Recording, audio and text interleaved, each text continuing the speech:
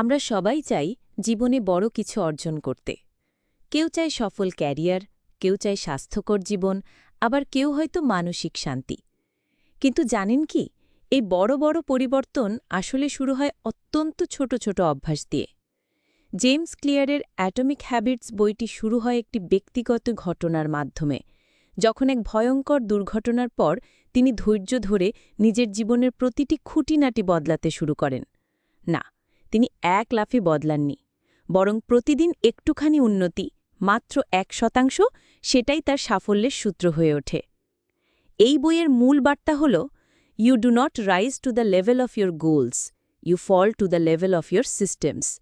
অর্থাৎ আপনি আপনার লক্ষ্য অনুযায়ী সফল হবেন না, বরং আপনি যতটা শক্তিশালী অভ্যাস গড়ে তুলবেন, সফলতা ঠিক ততটাই নিশ্চিত হবে। জেমস ক্লিয়ার বলেন, আমাদের জীবনে অভ্যাস গড়ে ওঠে 4টি ধাপে: কিউ বা সিগন্যাল, ক্রেভিং বা লোভ, রেসপন্স বা প্রতিক্রিয়া এবং রিওয়ার্ড বা পুরস্কার। একটা উদাহরণ দিই। আপনি হয়তো ঘুম থেকে উঠে মোবাইল হাতে নেন। এখানে মোবাইল দেখা অভ্যাস, আর সেটা ট্রিগার করে সিগন্যাল, ঘুম ভাঙা। আপনি কৌতূহলী হয়ে ফেসবুক বা ইনস্টাগ্রাম খুললেন, সেটাই ক্রেভিং ও রেসপন্স। আর কিছু ইন্টারেস্টিং পোস্ট পেলে আপনি রিওয়ার্ড পেলেন। ঠিক একইভাবে যদি আমরা এই 4 ধাপ ব্যবহার করে নতুন অভ্যাস তৈরি করি, যেমন সকালে উঠে পানির বোতল পাশে রাখি, তাহলে আমরা সহজেই হাইড্রেশন অভ্যাস গড়ে তুলতে পারি।